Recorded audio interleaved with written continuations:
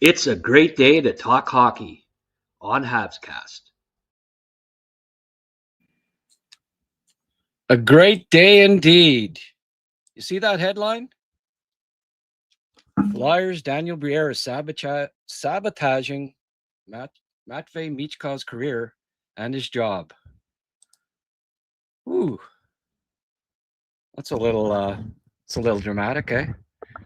It's been interesting seeing the response by Flyers fans and now obviously even some media to Matvei Michkov's somewhat slow start to his second NHL season.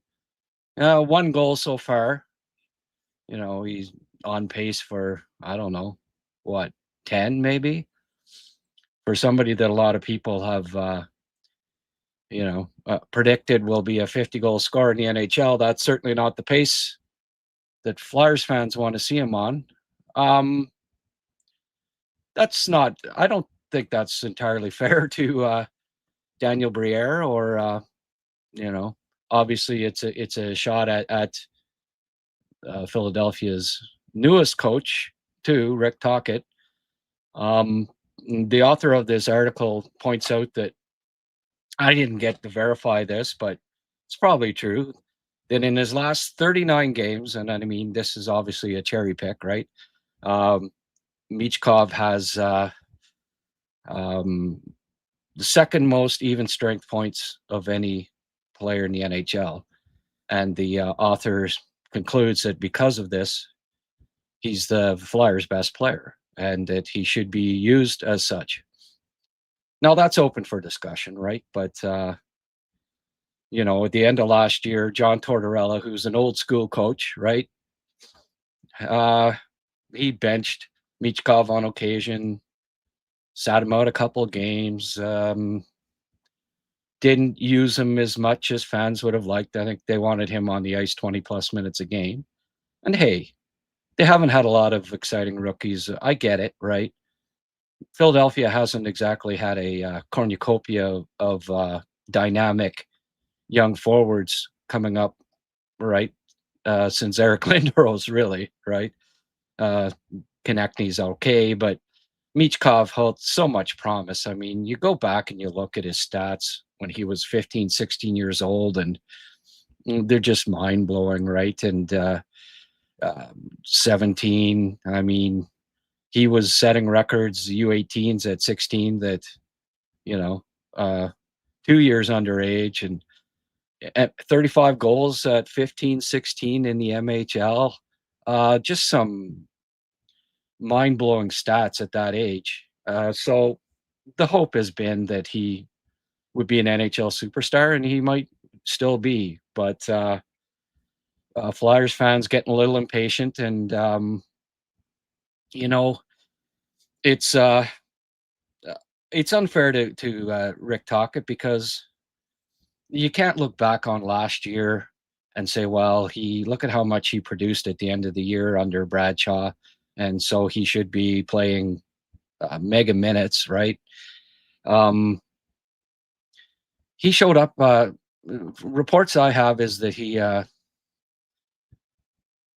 showed up a little out of shape this year at camp, and that's not going to make an impression on a player who busted his ass his whole career in Rick Tocchet, right?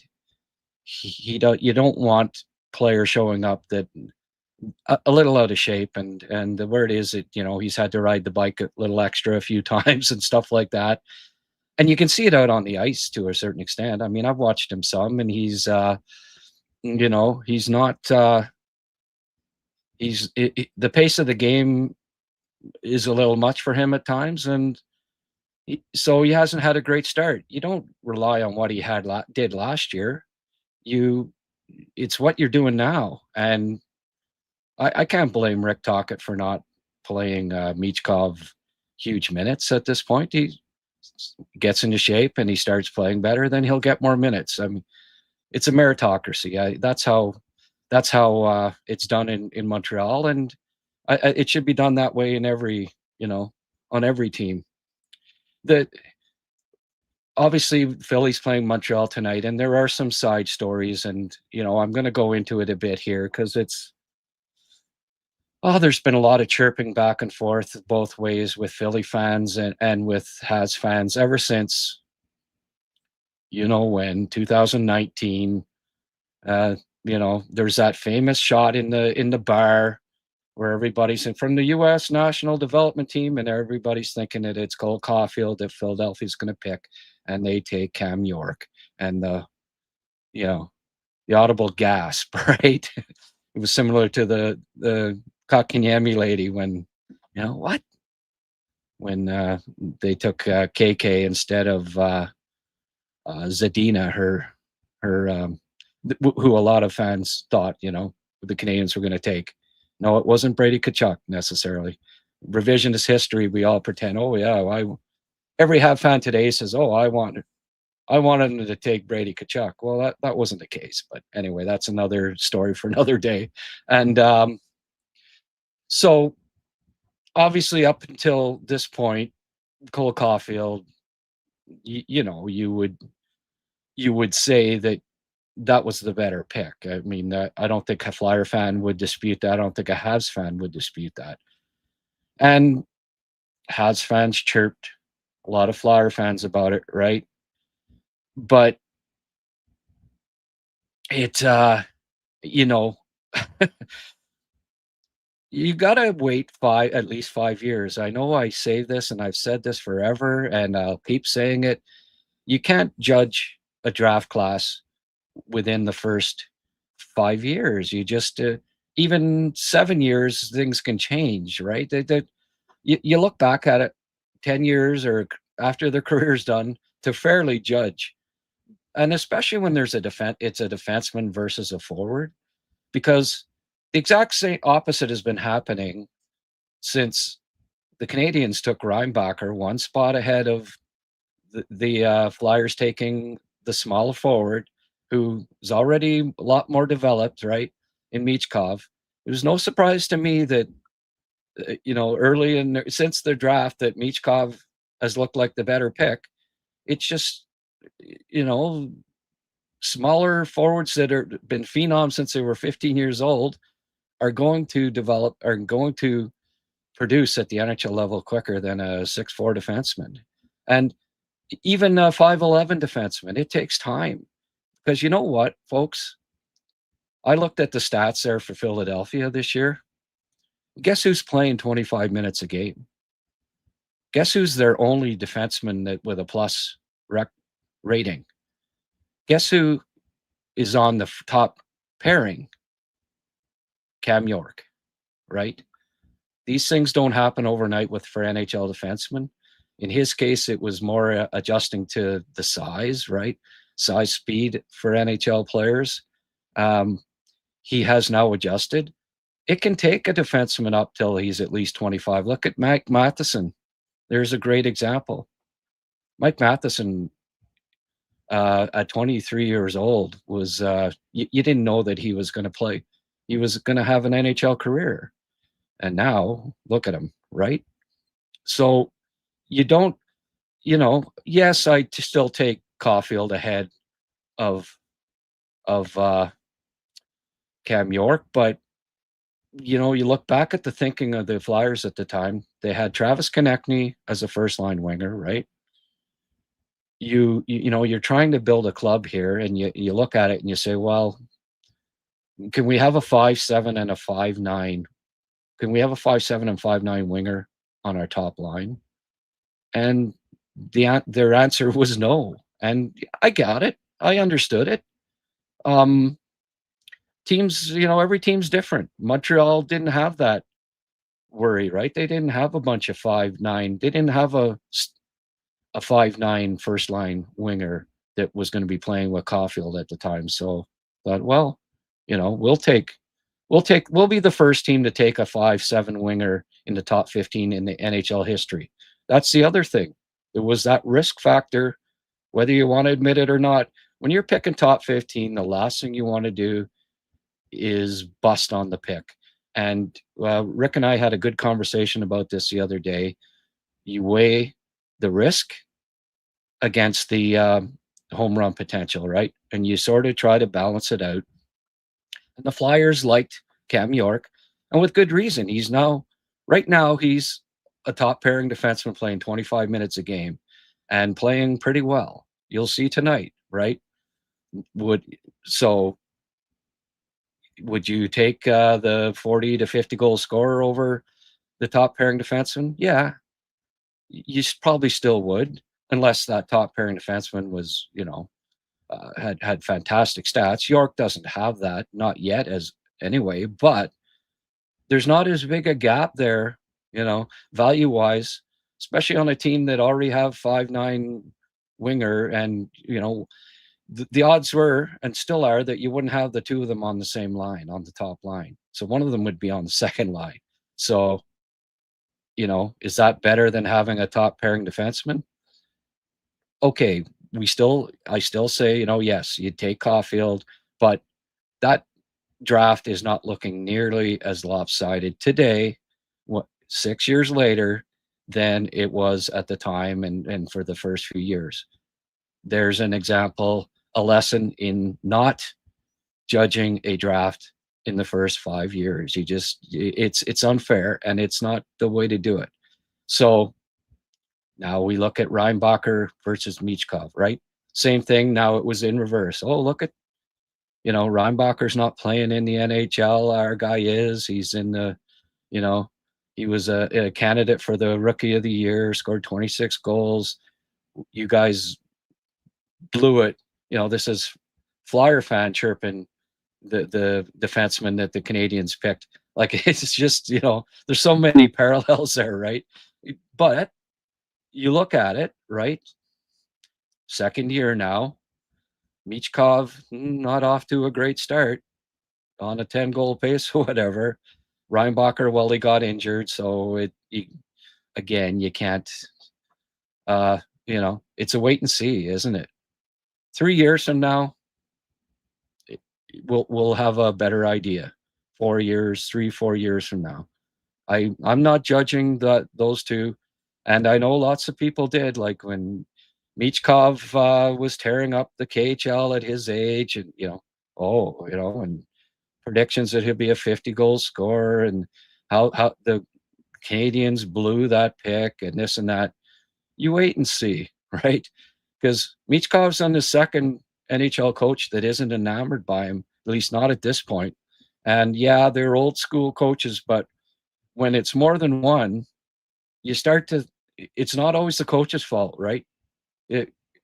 There's a lot of NHL coaches that wouldn't be playing Matvei Michkov 20 minutes a game right now, especially if he's not in good enough shape. He's not great defensively. Tight games, you don't necessarily see him excel. Yeah, he had a bunch of points at the end of last year after Philly was out of the playoffs. The interim coach came in and thinking, well, if I want to try to hang on to this job, my best bet is to play Michkov as much as possible and appease everybody, and he did. But the Flyers didn't win a lot of games. Michkov would have 2 or 3 points in a blowout loss or in a game where they won 6-1. But if it was 4-3, a lot of those games, you didn't necessarily see Michkov excelling. He's still got things to learn. He's a young player. I'm not saying that he won't be a 50-goal scorer. There's a possibility he won't be, though.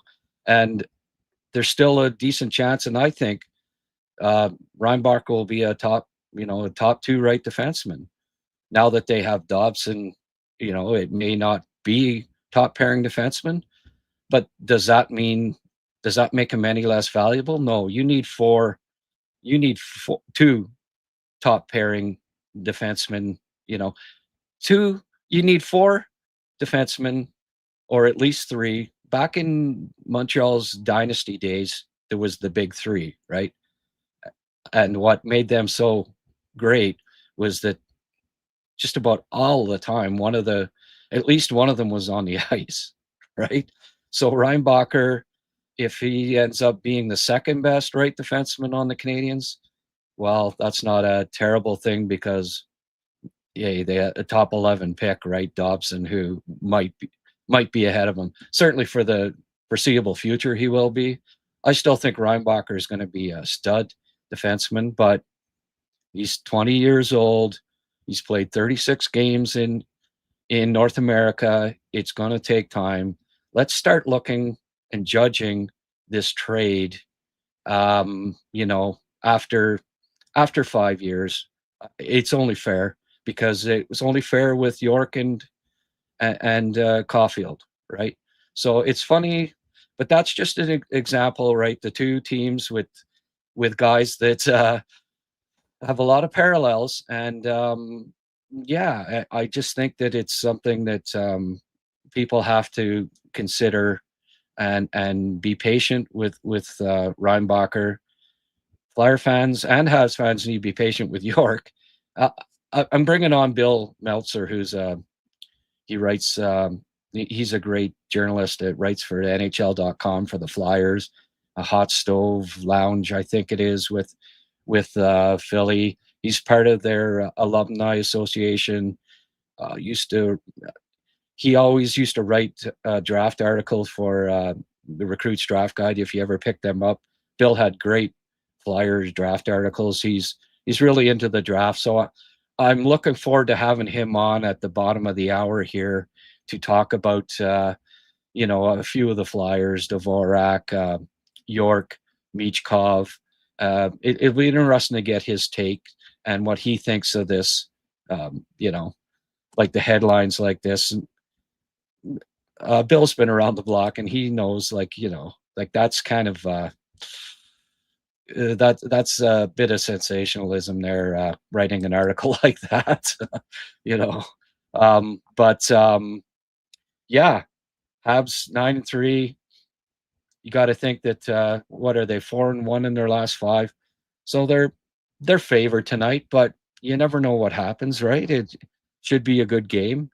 A lot of Habs fans, since Reinbacher's not in the lineup, it'll be Demidov versus Michkov. And I mean, I've been asked that and had my opinions in the past that I think Demidov's the better prospect, but we'll get to see them head to head tonight and get a better look at it. And they're playing. Actually, Michkov's playing a little bit more ice time than I think than Demidov at this point. But it's funny, uh, you know, for all the talk about how Tortorella misused Michkov so far this year, at least he's playing less than he did last year with the Flyers. Mind you, he did get more ice time with Shaw, so I don't know. I'd like to get the number breakdown on what his ice time was with Tocchet and not what it is, what it was with Tortorella, and now what it is with Tocchet. But it's probably pretty similar. And hey, you gotta play well away from the puck in the NHL, especially if you're going to play in the top 6. It's just you can be the most dynamic. It doesn't matter. You still have to play an all-around game to get big minutes in the NHL. It's just it's big boy hockey, and the coaches are in it to win. Their job isn't to try to have a 100-point scorer and finish at the bottom of the standings. Like, when I was 12 years old, I used to, and I know I talk about this, but it's rings true with Michkov and a lot of players where Montreal Canadiens traded for Pierre LaRouche, who at 19 years old scored more than 100 points. And I was just, so excited about that and thought, okay, this guy's going to score 100 plus points, 50 goals for the Canadiens. He was the youngest player to ever score 50 goals in the NHL history. He had scored 200 and some points in junior. It was just, I was so excited about that. Scoring goals to me was the most, as it turned out, I didn't think of it at the time, but it was maybe even more important to me than winning. I didn't like Scotty Bowman because when Pierre LaRouche came, he'd sit out. The first year, first year and a half, he sat out 30 games or something like that. Doug Jarvis, and like, well, why is Doug Jarvis in the lineup? Why is a 20-point scorer playing instead of this guy that scored 100 points at 19? Scotty Bowman, I hate you. I'd seethe because I wanted a 100-point scorer, right? Another one to go with Lafleur in the shot. I wanted them all.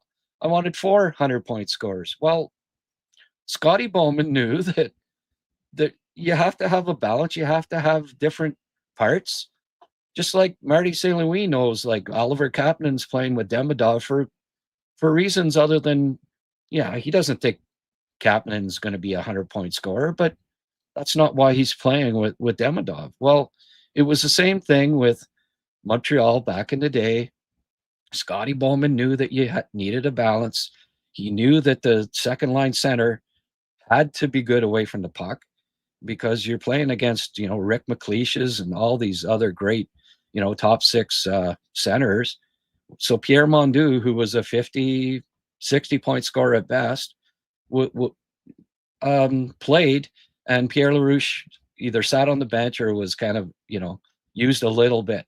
So, what did it result in? Well, 4 straight Stanley Cups. So when you look back on it, I was like, there's a lot of Flyer fans out there. I don't know how many of them are 12 years old, but with that same mindset that, like, it's almost more important to them that Michkov be a 100-point scorer than that the Flyers can get back in the playoffs. And that's not how Rick Tockett's approaching it. That's not how John Tortorelli approached it, And so those are some of the reasons why Michkov isn't playing, top line minutes all the time, isn't out there all the time when the score's close at the end of a game, especially if the Flyers are down. He's not playing much, and it's because the coach wants to win. It's just that simple. So anyway, interesting dynamics with Michkov. I'll be keeping a close eye on him tonight. I'll be seeing how the two look together, right? Michkov versus Demidov. I'll be keeping an eye on York. See if Cole Caufield dangles him for a couple of goals or whatever. And of course, if he does, Habs fans will chirp and oh yeah. But still, right? The fact is that Cam York's playing 25 minutes a night for Philadelphia. He's playing well. He's developed into a pretty good NHL defenseman. So was the pick terrible? No. Was it the right pick? Well, probably not, but maybe it was the right pick for the Flyers. It's just like, again, Habs fans with Cooley. Cooley's getting more points than Slav, but was Slav the right pick for the Canadiens? Well, we see him all the time, right? We know what all Slav brings to the table besides just points. So, there's more that goes into it than just looking at the score sheet and judging players by how many points they get.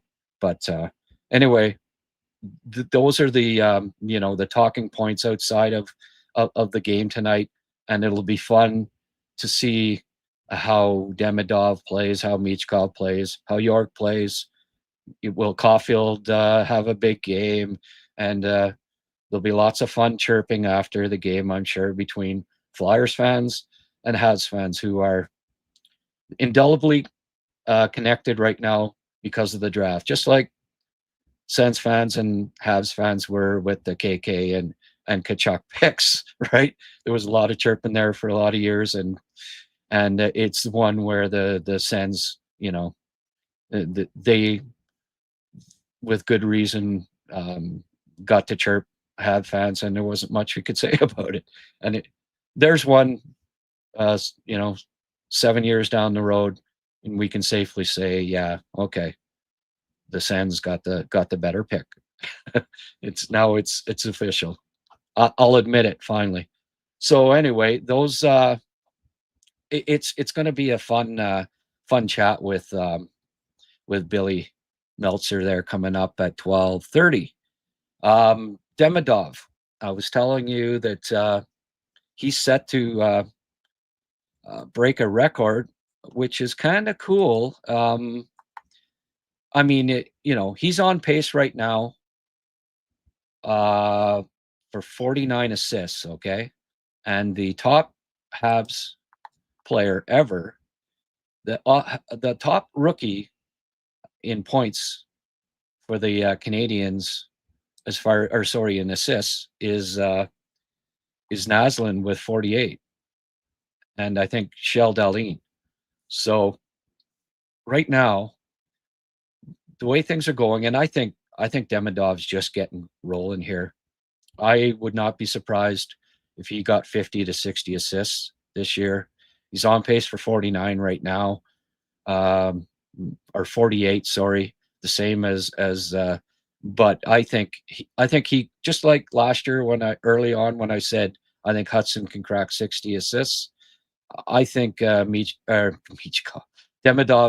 can hit 50, and that will be the most by a Habs rookie forward in history. So if he does do it, and I think he has a really good shot at it, imagine that's back to back, right? Most assists by a defenseman, Habs defenseman ever, Hudson beating Chelios, and then most assists by a Habs rookie forward, beating Naslund and Shell Dahlin. So how bright is the future, right? And you look back, the last time that the same team had back-to-back Calder winners was Boston 67-68, Bobby Orr and Derek Sanderson. Now, along with the Phil Esposito trade, that transformed the Bruins into Cup winners, right?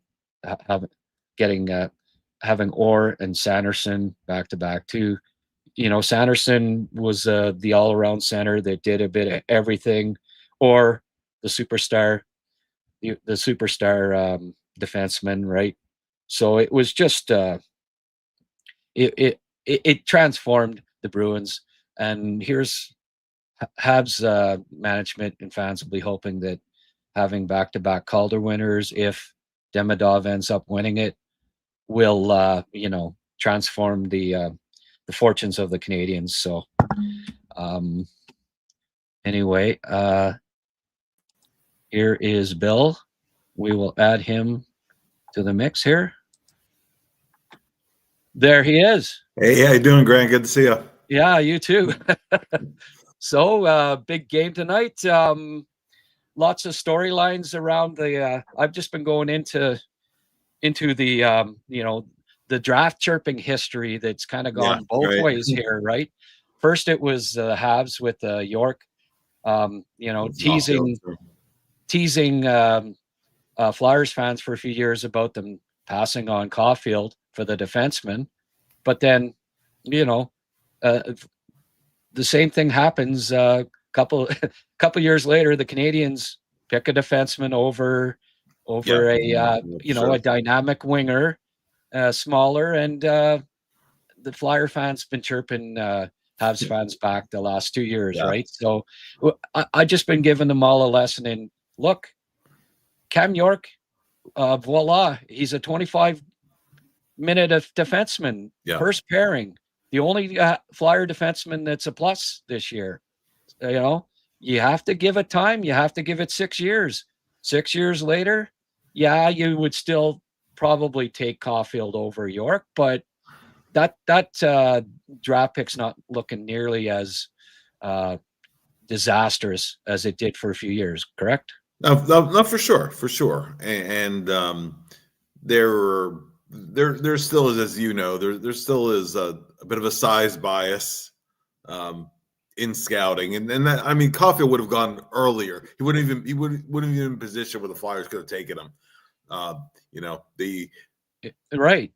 That I think at that point when Montreal first drafted him, that was the earliest a player his size had been drafted. Correct. Correct. So, that, I mean, there's a wider lesson in There that. had never been a 5'7" forward taken in the first round, let alone the top 15. So, just like with Hudson too, like he was listed at 5'8", 155 pounds. There'd never been one taken in the top round. Right. So scouts weigh the risk factor with the home run potential. You have to when you're making a top 15 pick. You don't want to bust, do you? Yeah, no, for sure. That in the first round, I mean, yes, you're weighing obviously ceiling, but you're also weighing floor. And right. When if you get it wrong, it looks terrible. It's like I mean, there's so many other risk factors too. Like what level he's playing at when he's drafted. That's a big part of it too. You're taking a junior A guy or a prep school guy, especially. I mean, the Flyers certainly got burned on that one. It's O'Brien. O'Brien for sure. Yeah. Yeah. Jay. He was coached by Amante, and it was the same league, maybe not the same quality, but the same league that Amante and Roenick had torn up back in the day, and those picks worked out respectively, but something did not work out for Philly. When ultimately when you stick your neck out, if it doesn't work out in the first round, at least, especially in the first round anyway, you're gonna have questions to answer. Okay, you stuck your neck out on this guy, and it didn't play out at all. Whereas everyone drafted before in that vicinity is now playing in the NHL. So so I do think when they're weighing the risk reward, that certainly plays in near the top of the draft. So Caufield is blossoming into the player that everybody thought the ceiling was to begin with. So that's that's good in Montreal. But I understood the pick at the time. If you look at that national development team from the USA program, every defenseman on that team was drafted, and York was the number one defenseman in that group. So I understood the pick, at the time, and now, like you said, he's playing, 24, 25 minutes a night a lot of times in all situations. He's starting to spread his wings a little bit offensively. John Tortorella really didn't think there was the offensive upside was there. So the scouts did. The scouts did every step of the way, right? At the national team, at Michigan, with the Phantoms, etc. He was quarterbacking the power play, using offense situations too. But Torts didn't see it in there. He saw a guy with a good defensive stick, with pretty good wheels, whatever. I mean, there was always the back and forth of those two guys. It's a big part of the reason, honestly, why John is not here anymore. But they had the big blow up in Toronto late last season. I mean, and that was kind of the final straw. But no, you absolutely, as you said, you have to give it that 5 years, 6 years to have a better perspective on what you really have. Right. And I also think, they, like I was saying at the beginning of the show, like they drafted Konechny. They already had a 5'9" winger, and you're you're projecting lines when you're making picks and pieces too down the road. And there's not an NHL team in the league that, wants a 5'9" and 5'7" winger on your top line. Doesn't matter how skilled they are. It's just, you want to mix there, right? Yeah, and for sure. And we're seeing it now again, and it totally worked out to the Habs benefit with Hudson too. But the size bias is back in vogue with the defensemen, particularly smaller defensemen.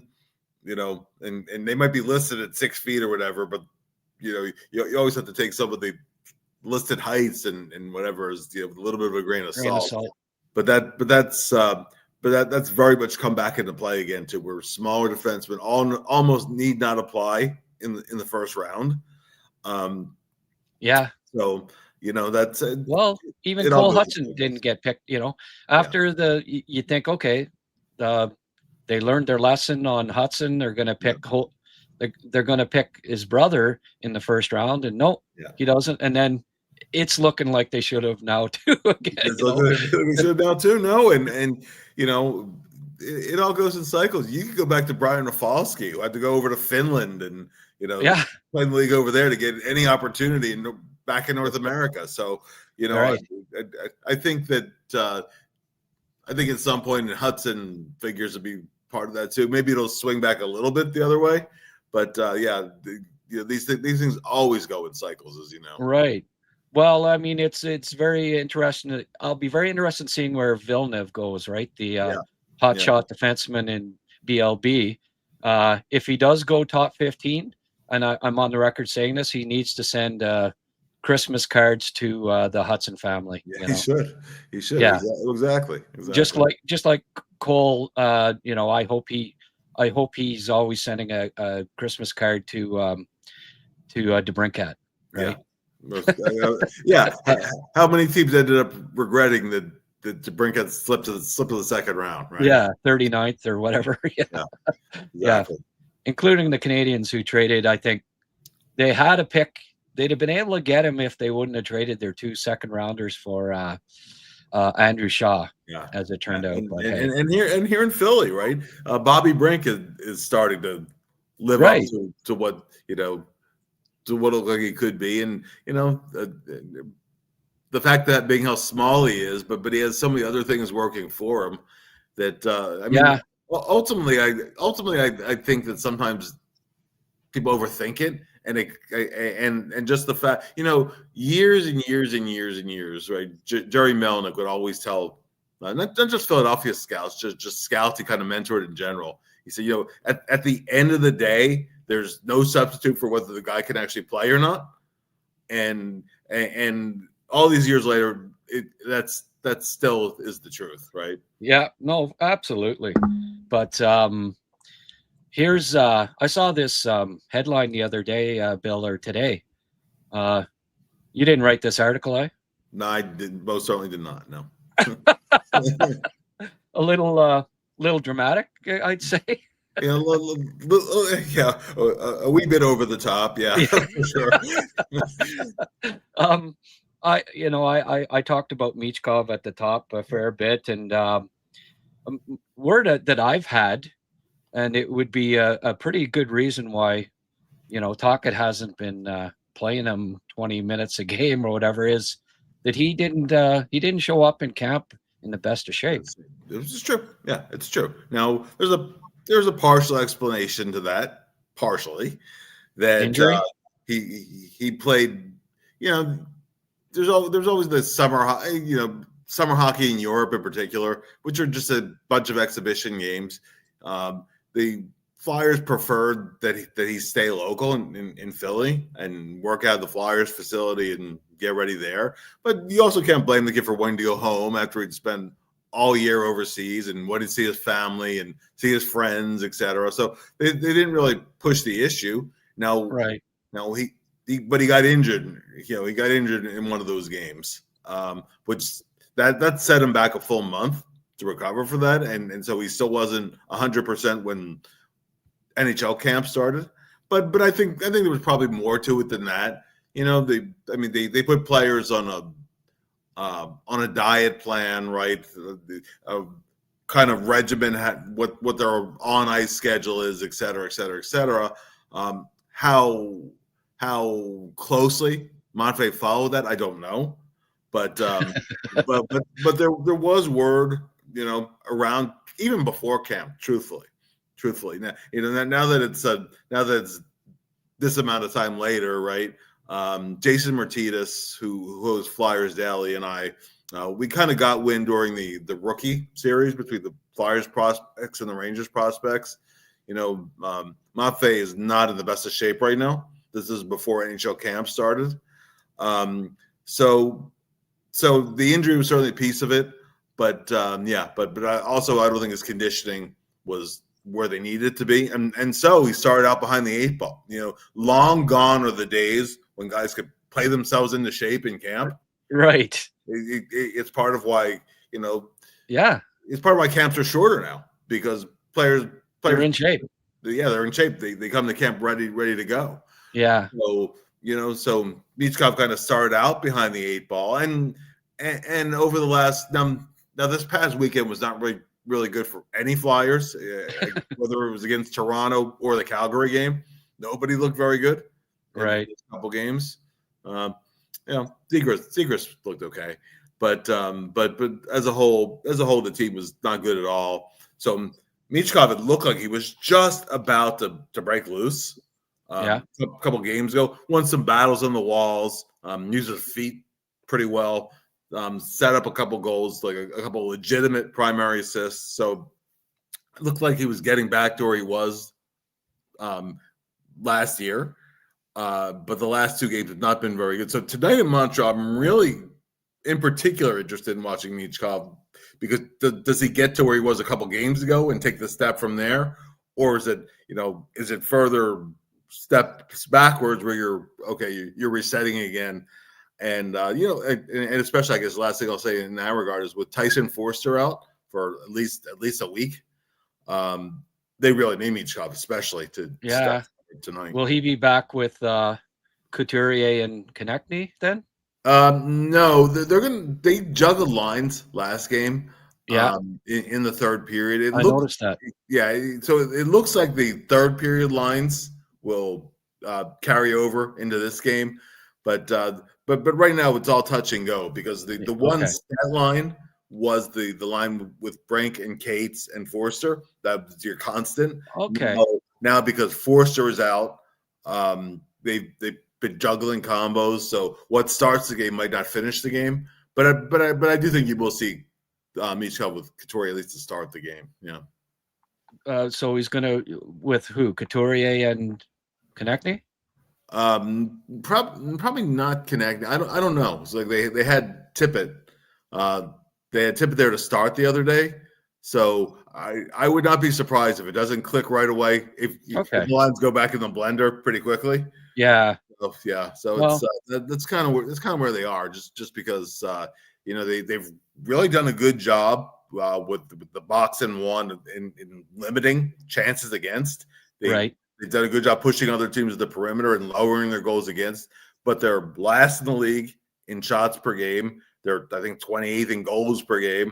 And if you look at some of the underlying stuff, they're right down near the bottom of that too, offensively. So they're still trying to find stuff that works, is the bottom line. Well, I had a look. I was looking at Money Puck stats, and I think their leader in expected goals is Dvorak.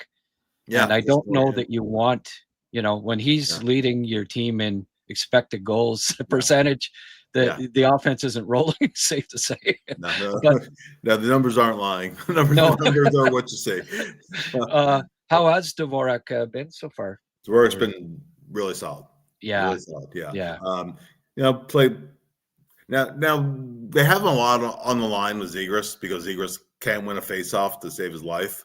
Right. The other night, I think he was just 2 for 14 when they had him back back at center. They had usually what they've been doing is Dvorak will take the draws, and then Zegras will move over from wing to the middle. They'll kind of switch off. So it's kind of a hybrid center wing. They'll both play a little bit of both. But but they've had Dvorak in different spots in the lineup, both in camp and in the season. Solid without the puck, smart player, protects the puck well. He gets the box and one. He's been really good support for the D, helping out the goaltender. Now he's on a 1-year deal, and you figure he might be a guy. Will be a guy that, if the Flyers are in seller mode as they get to the deadline, that'd be a guy that teams would be interested in. But absolutely, he's been definitely a positive for the team. So, It wouldn't even shock me if he went back to Montreal. No. Him and Caufield are like best buds, and he was good in the dressing room, and they're sort of missing that piece right now. The reliable center that can win some draws on the other side, and very good support player. He is. And he made made a hell of a pass there too. that, He did. that assist. that drop pass, that was crazy. Yeah, Sandheim said he wasn't expecting the puck, but he said, "Oh, better shoot it." Yeah. I don't know that Zegras. I mean, I haven't been watching him this year, but in the past, I haven't envisioned him as a center because I'm not sure about his play away from the puck. How has his play been away from the puck so far? Improved. Okay. Last year, for all the issues he had in Anaheim, Cronin did say he's their most improved player away from the puck, and Okay. that was the season ago, and you can see it's carried over a little bit. He's He had definitely a long way to go. a long way to go. That's why, honestly, why he's better off as a winger. Now he hasn't been blowing the zone early or whatever. Like, he'll provide weak side coverage and make sure the D isn't sneaking past them for an easy opportunity. He's not caught cheating so much. So he's been better, but he's never going to win a Selke trophy or be confused with Sean Couturier defensively, right? So just as long as he isn't killing you, and he hasn't been, and he's been adding the offensive side too. So he's been one of the bright spots so far. Okay. Why is Matvey only got 1 goal so far? What would you say has been the what's stymieing him? I mean, a lot of people have predicted that he'll be a 50-goal scorer, and I mean it's possible. But 1 goal so far this year, and obviously we've touched on the being out of shape thing a bit, but he's getting so far. I believe he's getting. Actually, no, he's getting less ice time than he did under Torts last year, which, everyone is. I mean, a part of that was that they switched the power play units. Okay. Because the Cates line with Brink and Forster, that's the one line was actually scoring on the power play. So they that line that forward with Zegras on it, and then York, that kind of became the Number first one. unit the last couple of weeks. Oh, okay. And again, that's been the one line that has been scoring. And the other part of it too is the Flyers just took so damn many penalties, and he doesn't kill penalties. That right. That was several minutes a game. He wasn't on the ice there. And the other piece of it too is that you're not going to panic 12 games in, right? But you look at, he was scoring goals from really a lot of different spots on the ice, but he scored a lot of goals near the net or actually several below the goal line too. That's where he scores a lot of his goals. He parks himself to the right of the goal. Like I watched him a lot in KHL and MHL. Yeah. His office is just right beside the net, almost. Right beside the net, yeah. And that was a bit of an odd thing last year with on the power play was they would have him on the half wall and then somebody else right below the goal line, which was started out as Morgan Frost. Then after that trade, they got away from doing it. The whole point, they would switch frequently. And other teams early in the year, the Flyers actually started out the season 8 for 30 on the power play. Okay, the power play is coming around. Well, the power play ended up back where it was, but as soon as that stopped working, they never went back to it. But at any rate, so but a lot of the areas where Michkov scores his goals, he's not getting there. That's been a big part of it. I mean, Tocchet has talked over and over, actually. In no uncertain terms on Sunday after the Calgary game, talking about they need some guys to show some more will to get to the hard areas rather than just hanging out on the perimeter. Right. Again, he didn't name names, but you can just look at Konecny's had a hard time getting there. Michkov's had a hard time getting there, and even though Tippett is so streaky to begin with. Yeah, but Tippett started out really hot over the first 5-6 games that he was scoring. Not coincidentally, he was getting to the scoring areas too. Now in his last 5 games, he has 1 point, which is an assist. That's only got an assist. For sure. Yeah, I mean, and he's not a setup guy. So what do you think of this from one of my co-hosts, Rick Springhetti? Thanks, Rick. Haven't seen much of the Flyers, but on paper, it seems like the biggest issue is questionable group of centers and not much playmaking ability. Decent wingers, but who can get them scoring chances? Is that close to well, I mean, if you're calling Zegras a setup guy, he's a really good setup guy. Right. I was going to say Zegras would be an exception, but Zegras is an exception to that. Couturier will find an open guy. He's not a you're right. He's not a prolific playmaker, but he can find an open guy. Of course they traded Frost last year. Frost is a good setup guy. Yeah, true. Cates just an all-around player. I mean, they don't have a really prolific playmaker, but like I said, other than maybe Zegras, Michkov's a really good playmaker too, though, on the wing. He is. Yeah, he's smart. He's smart with the puck. He really is. Yeah. So I mean, it's and I really think that if you look at where they've been shooting from, that's a bigger part of it.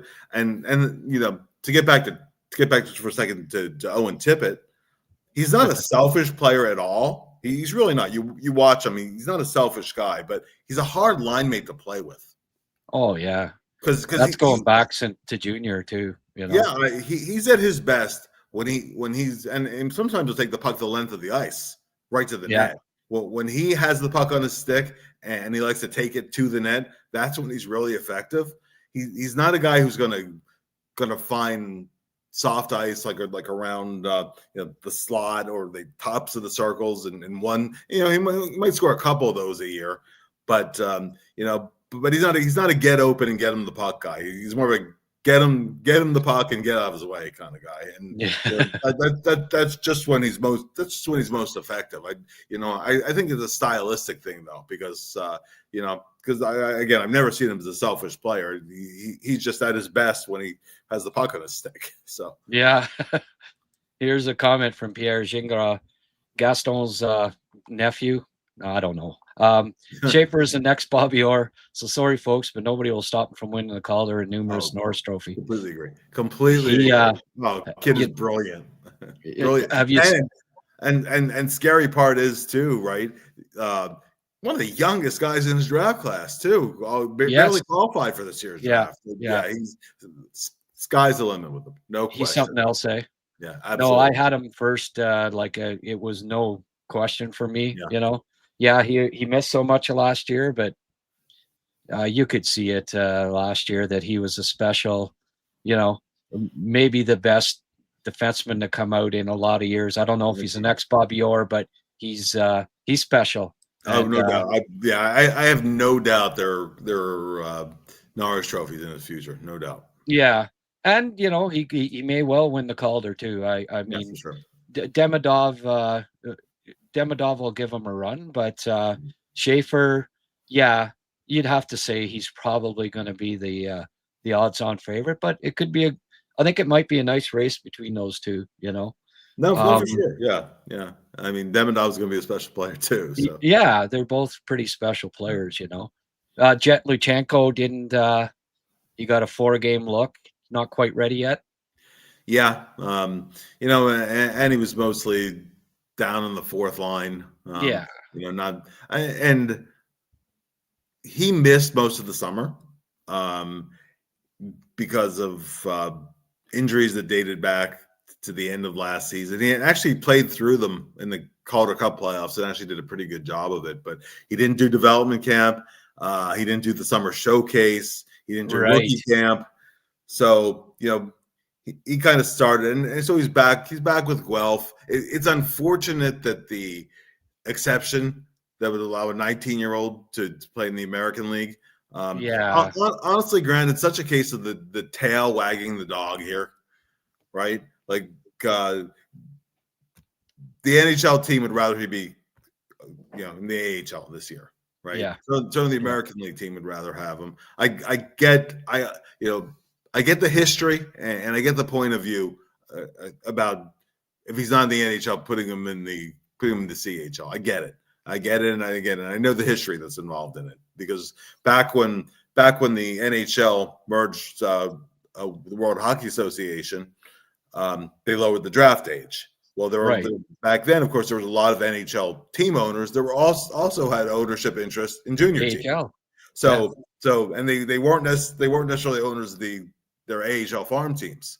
So some of these marquee guys, where if they weren't in the NHL, they wanted them back with their junior clubs. So I know the history of it. I see. I can see from that point of view, and I also get, particularly with the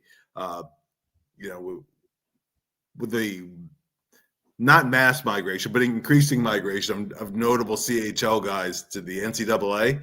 That's that much more impetus. They don't want to lose players, but it's all a player by player basis. Like Luchenko, I don't know what he really has to gain from Guelph another year, except for maybe to fall into some bad habits. Yeah. No, that's well put. Gaston Jr. again here. Ask Bill about the Michkov car accident, which was reported to suffer an injury as well. Very curious situation. Yeah, not from the car accident. No, the injury happened, like I said, in one of those Russia's summer tournament benefit games, whatever they call them. Yeah, that's where he got hurt. Okay, wasn't in a car accident. None in the car accident. No. Okay. So they didn't have a lot of sitting there like they do at all those international tournaments, and he ran into that or something like that. Yeah, right. Maybe that's what happened. Yeah, I know. it could have been. Teams just hold their breath with summer hockey, whether it's in Europe or it's the Beauty League or anything like that. They're always afraid of the guy getting injured in one of those things. And B, what kind of summer hockey habits he could have fallen into that they're going to have to break him from in camp. So, yeah, no, exactly. It'll be interesting to see Michkov in his second year. Sometimes players have a bit of a sophomore slump, and when you come into camp and you're behind the 8 ball, it's not always easy to catch up right away. Yeah. And I think Michkov might be the type of guy that sort of naturally stocky to begin with. So you don't know that you don't want him to have that extra weight, probably, and presumably he gets it off there. He's been riding a bike a little extra and all that. And he's taking extra skating. And so, and he's trying to do things on the video side too. So he'll get there, but the question is, how long is it going to take, right? Yeah, right. So, yeah. Well, they need him, that's for sure. He's a really exciting young player to watch, and hopefully he's inspired by, Demidov, right? Like, hey, I want to look better than this. There's definitely a sense of competition, right? So what's that? It's definitely a sense of competition. Yeah. So nobody wants to be outdone. Right. So that's that could be a good motivator. So well, let's hope it is. And look, we've taken enough of your time here. It's game day. I realize you got to do some writing and keep up the great work. So you're writing with Flyers or the NHL.com, the Flyers. I'm I'm contributing writer on PhiladelphiaFlyers.com, which is the official team site. I'm the content manager on FlyersAlumni.net. Wow. And also we have a side business, HockeyHotStove.com. So stay busy. Yeah, for sure. Well, if there's any ex-Flyers that I need, I'd like to interview. You're the man to get a hold of. Yes, just say the word. Okay, I'll be in touch on that front. Bill, always a pleasure. Thanks so much for coming out. This has been great. And enjoy the game. Enjoy the game tonight. You too. Take care. Talk to you soon. Okay, thank you. Bill Meltzer, folks, great guy, and great to have on. Make sure of getting Bill on before or after every Flyers game. Just a fantastic man and a really good writer. And check out his stuff. I don't know if anybody here ever picked up my recruits draft guide, but he puts out some.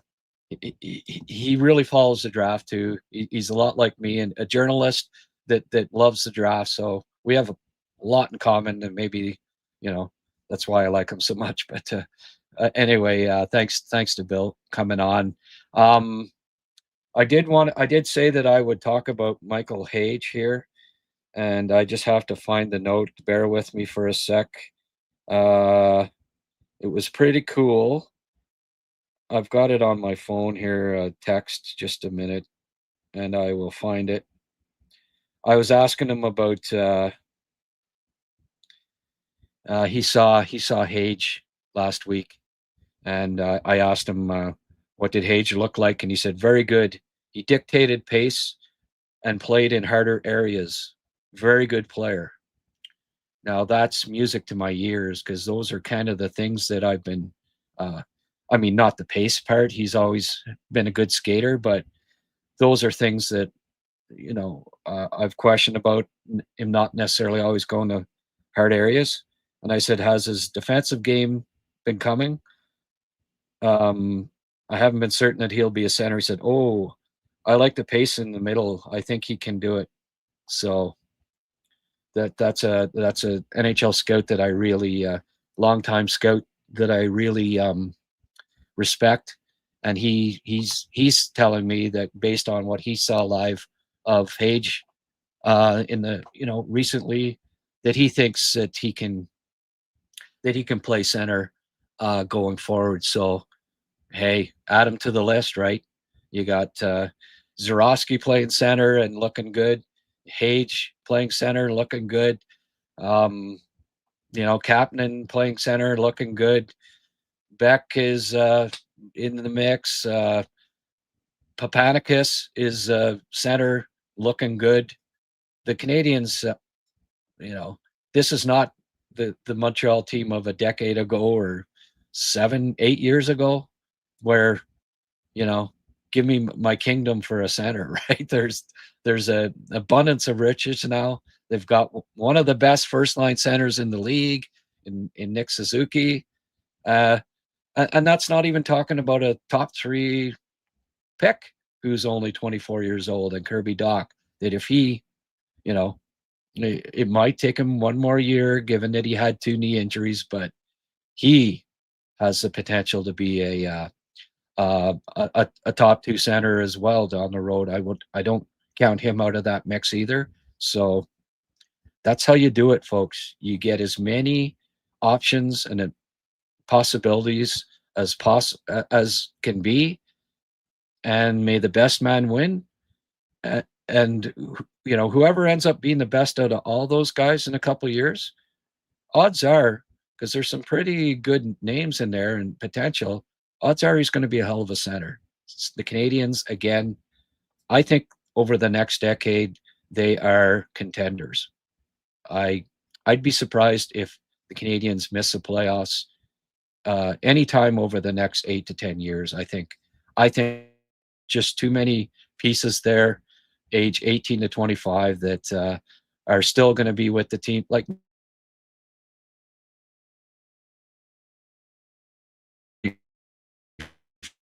five, he's still going to be a hell of a player.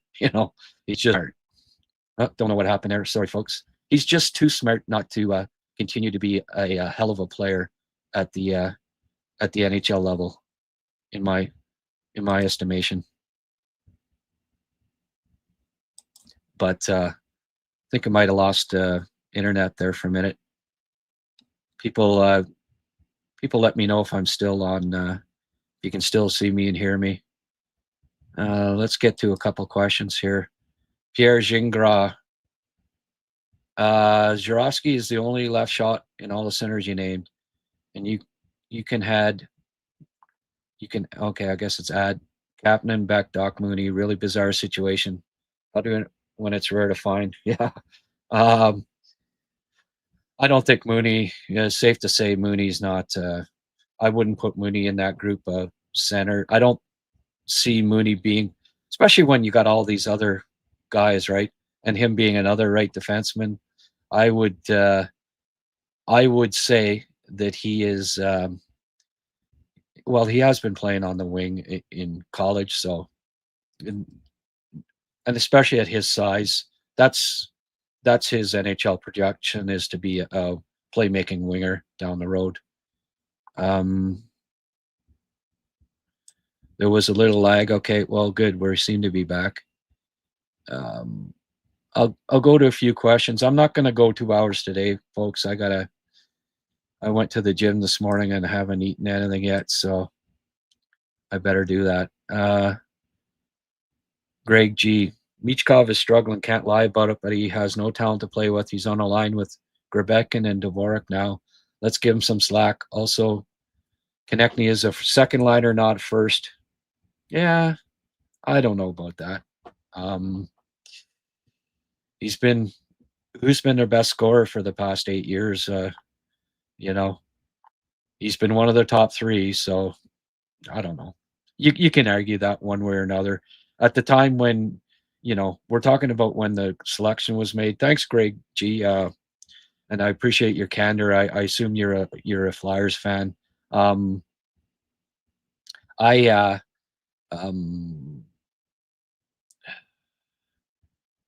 Oh yeah, you're blocked. Well, I blocked you on Twitter. Yeah, that's quite a possibility because there was a lot of chirping going on back and forth. A lot of Flyers fans took umbrage to me saying that Demidov, I think, would be a better NHLer than Michkov, and they, I mean, I get it, right? You get passionate about these things and back and forth. If you're a little disrespectful to me, I tend to block you because, as far as I'm concerned, you don't need to, you're not going to agree with me. You don't need to see my posts. It's more of that than anything. But Greg, I appreciate you coming on here and being, being forthright and even showing up, right? And Bill, Greg G, love Bill and Jason. Yeah, I don't know Jason, but Bill and I go back, and super guy. And Greg, again, I appreciate you coming on here.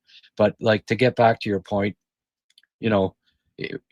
was Konechny a first liner when or projecting? Were they projecting him to be a first liner? Probably when when they picked York. But hey, York has come around. I think that Canadiens fans were unfair to be chirping, right? And it goes the other way. So, oh boy, just got a text message from Liam McGuire. Ivan Cornwallis, 10 a.m. tomorrow morning. We're going to interview the Roadrunner. We finally got him. He's been battling some health issues. He's just turned 82. I think today's his birthday, something like that. So, hey, just the fact that he's agreed to come on. You don't see very many interviews with Ivan Cornwallis.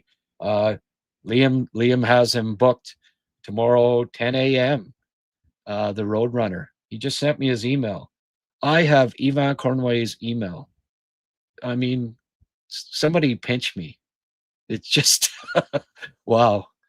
The man who I almost hit the ceiling 72 when he tied the game for Canada against the Russians in Game 8 because Ivan was the man. Wow, that's exciting. That's very, very exciting. Ivan Cornwallis tomorrow, folks. Tune in. Wow. I can't, that's just absolutely great news. Yeah. Let's get to a few more questions and then we'll wrap her up here. But that makes my day.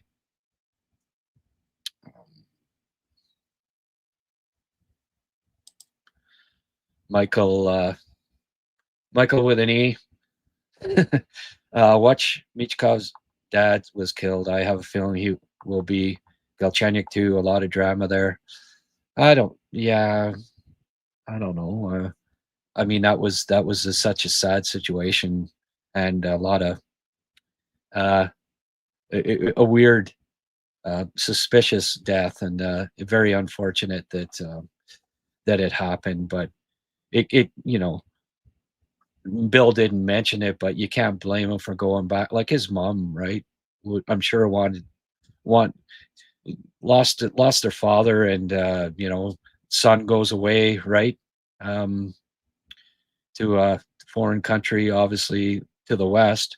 Um, wanted her son back, I'm sure, in the summer, and you can't blame her or him, right? And yeah, it's unfortunate that he got injured this summer, and I hope he gets it rolling. Like, I mean, I don't, a couple of years ago, I said, well, no, I don't. On a podcast, I'm not going to root for Michkov. Like, I don't want him to do great, but at the same time, I don't want him to fail either. I mean, he's been through a lot, just like the Schaefer kid, and he's a hockey player, and he just wants to play hockey. And you know, I hope he has a solid NHL career. I also hope that Michael Reinbacher has an even better career, and that's all. You know. Um, Joe, my eyes will only be on Demidov as he's become a machine to win the Calder. He needs to become a machine to win the Calder. Schaefer is simply dominant for now. Yeah. Oh, yeah. I mean, it's got to. You got to say that the two favorites are Schaefer and Demidov, and you know what? They'll be they'll give the nod to the 18-year-old, right? And rightly so. If he's as good as Demidov this year, at 18, when Demidov turns 20 in a couple of weeks, you know, almost a year or 2 years difference in age. Yeah, that will that will weigh in people's voting, and I get it, and I understand it. Uh, yeah, right now you'd have to say that Michkov or Michkov Schaefer is the favorite. I would agree with that, and he's just a stud. Yeah, you know what, Slater? I haven't been paying too much attention to Konyushkov. I've been looking at his stat line, but I hadn't been putting up a lot of points, but he had a career high 3-point game, which is nice. Right shot defenseman, right? Just add another one to that growing roster depth, prospect roster depth that the Canadiens have. That is just, I keep calling it an embarrassment of riches, and that's exactly what it is. You know, um, please subscribe, hit the subscribe button if you haven't already. Please do that. I appreciate it. Every bit helps. Like this episode. Hit the like button. If you want to go one further and you want to become a patron, I will, send me an email and I will hook you up to our Patreon page. I did post a good video yesterday on Reinbacher that's exclusive to Patreon members and to YouTube Patreon patrons. But there are a couple of people here that haven't sent me their email that are that aren't that I want to add to the Patreon. Um, I gift them a subscription if you become a YouTube channel member.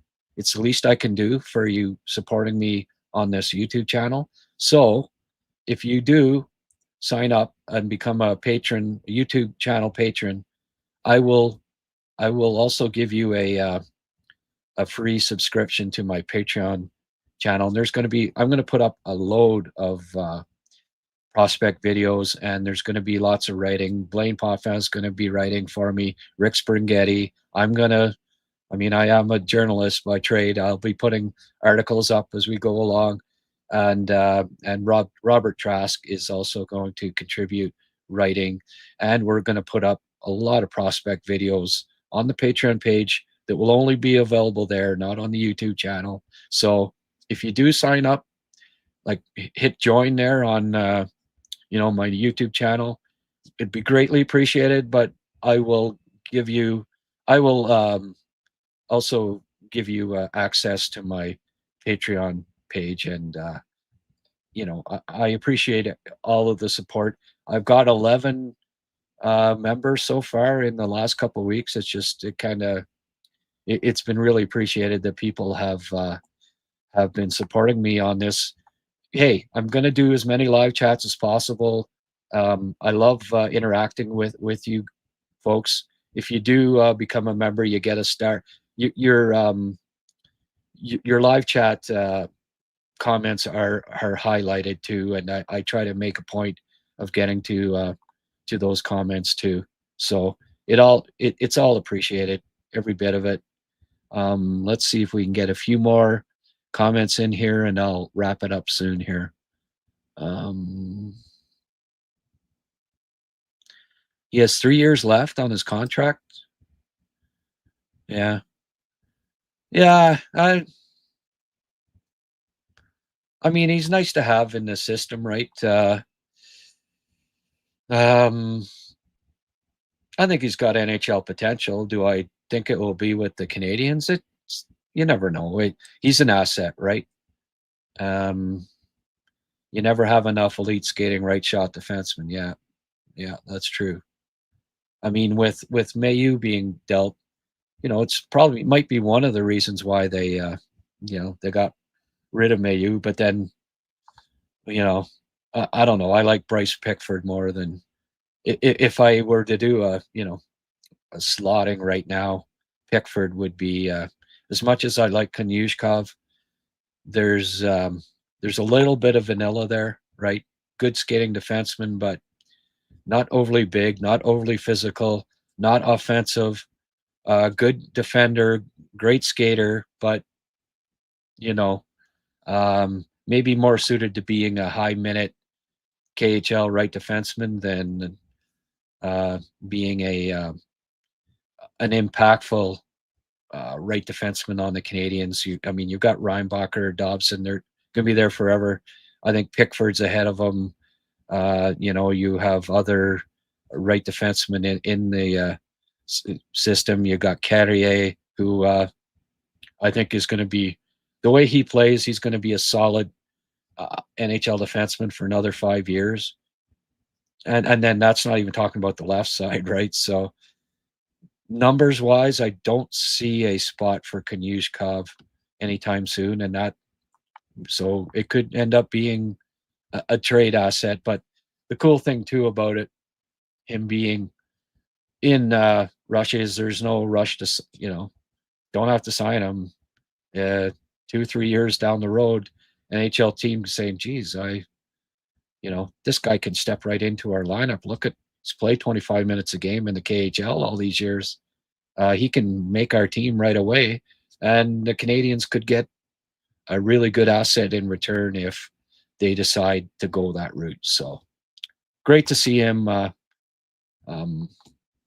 developing into an impactful KHL defenseman, and then we'll see if that eventually happens in the NHL.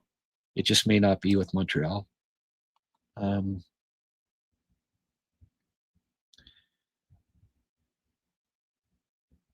Optional skate today. No Matheson, Carrier, Suzuki, Doc, Gallagher, Newhook, Anderson. Yeah. Oh, well.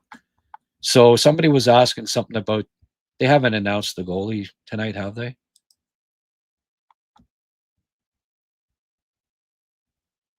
Probably. Yeah. Demidov will probably need to get 80 plus points to have a chance. Yeah. And I mean, maybe that won't even be enough. Schaefer's pretty dynamic, right? But like I say, there is a possibility of them going back to back. And even if they don't,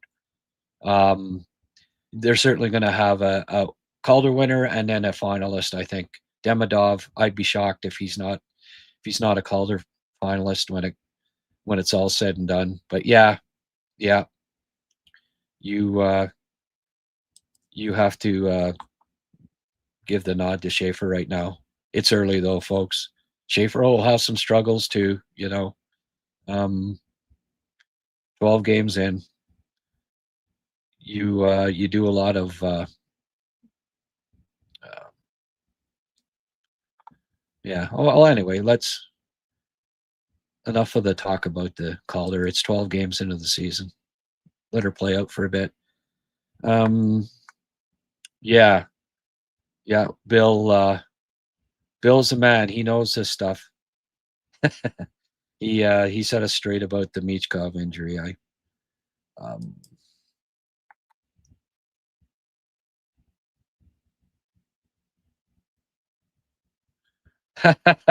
Michael Wellen.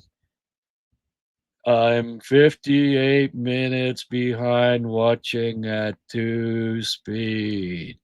That help, Michael? Does that make it? Did you catch that normal speed? Oh boy. Okay, I'll do a couple more. You got it. If you got some questions, guys, ask again. Liam just texted me if you missed it.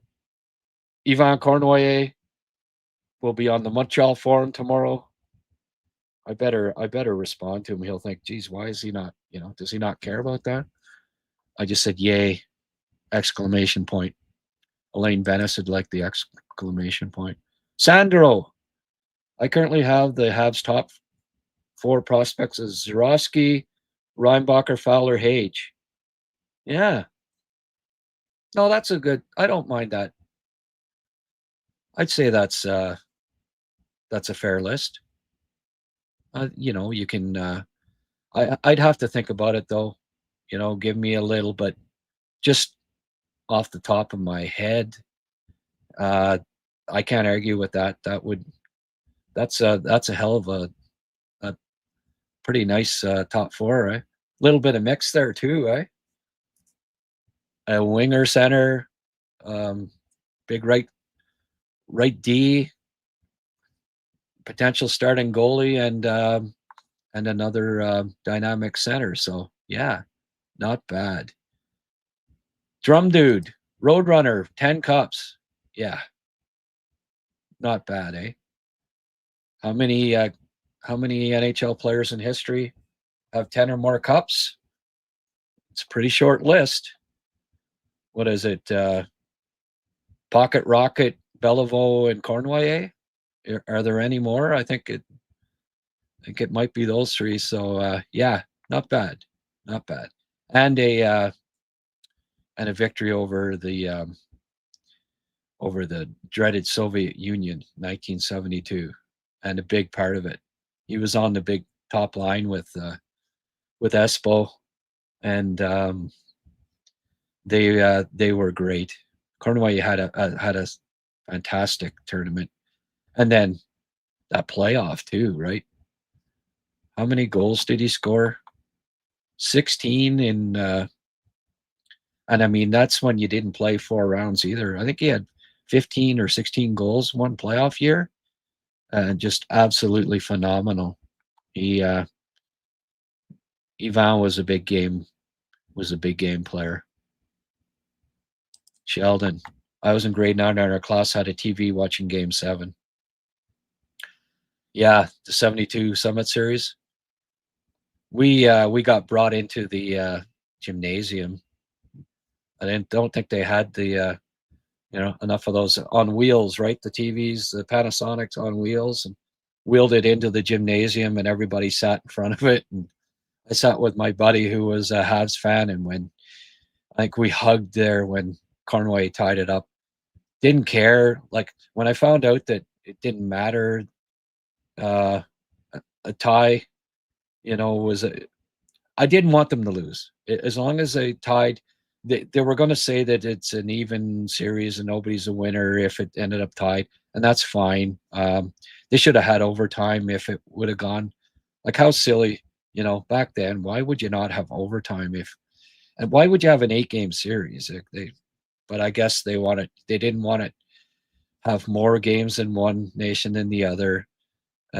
Maybe they should have played one on neutral ice or something, and then 4 games in Canada, 1 in Sweden, and then the last 4 in Russia, and then it couldn't have ended up tied, right? But anyway, it is how they did it, and hey, didn't matter because Henderson won it. 29 seconds left. Fantastic. Yep. That's sorry, we were having a little boomer exchange there, all you Gen Xers and such. Sorry about that, but every now and then I have to reminisce. And when I say boomer, I'm like, by 1 year. Okay, so I can also relate to the next generation somewhat. His contract is up, what, May 2027? Okay. Monty is in net tonight? Really? Wow. Huh. Why? Because he won the last game, I guess. That's the thinking.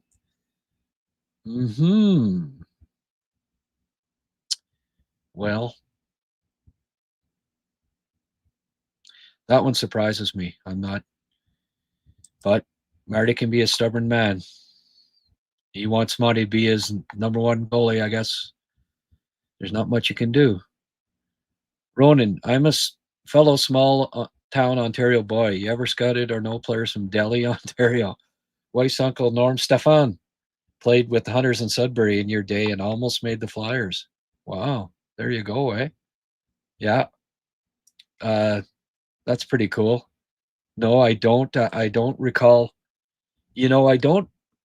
I'm bad for knowing what towns guys are from too. I get on the TSN 1200 and and Steve Lloyd catches me off guard. So, which Ottawa prospects do you like in the draft this year? And I'm like, oh boy, well, who are they? I don't necessarily follow the specific town that a prospect is from, and I suppose I should. But Quentin Kirk, hey, there's a new name. Thanks, Quentin. Glad you could join us. What should I look for tonight to make me appreciate Kapanen more in his game away from the puck? Do you appreciate him more in his game away from the puck? Well,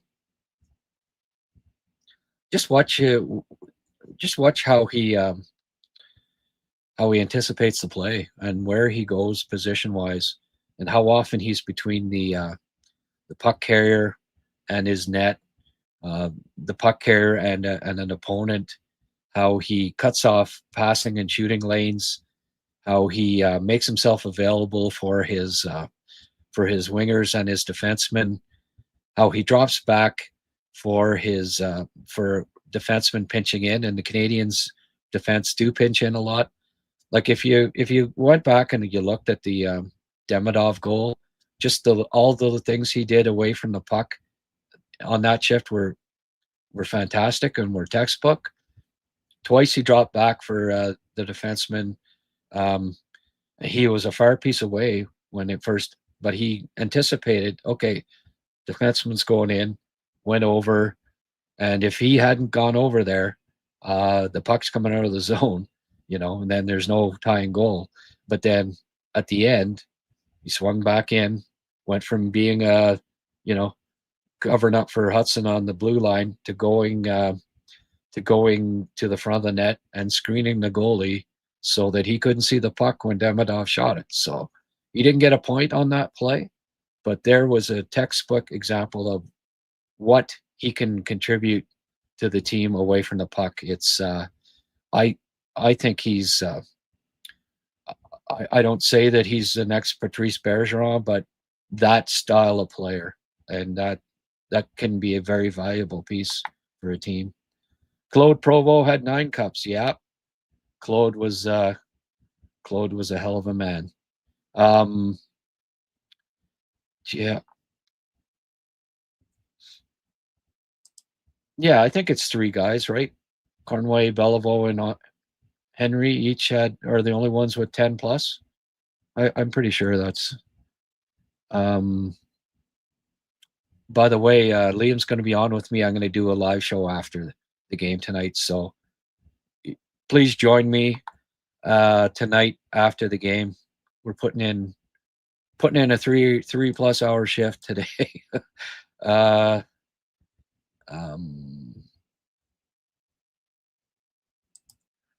Hard to watch away from the puck on TV, unfortunately.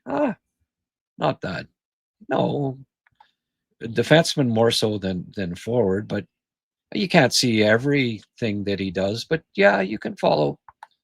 I've been scouting video for a lot of years, and I'm able to get a pretty good read on a player's play away from the puck. It's not an impossibility. You don't see every play, but they're usually in the TV screen. And if they're not, you know, they aren't doing a lot. They're basket hanging, you know.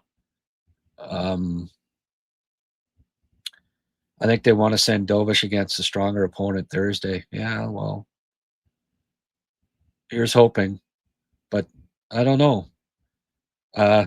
Marty has it in his mind that Monty's the guy, and if Monty has a good game tonight, wouldn't put it past him putting him back in. Like, he played him 3, 4, 5 times in a row last year. Yeah, I don't know. I almost hope that they win 6-5 or something tonight. You know what I mean?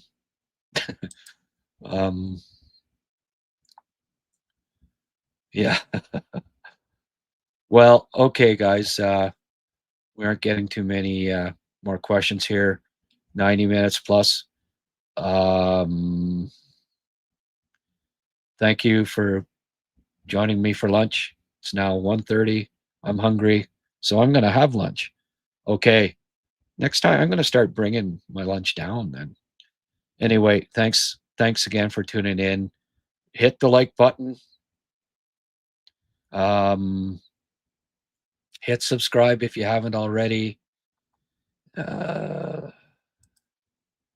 Conservative lawyer coming in at the last second. 300th game for Caufield tonight versus the team that passed on him. Yes. Big game for him. Can't wait to see Michkov versus Demidov. Should be a good one. Hopefully we win and you have a cold one. Enjoy a cold one. Yeah, I'll crack a Molson Canadian if they win. That's a guarantee. So hope to see you tonight after the game. Let's get a good crowd out, okay? Have a good one. Talk to you later.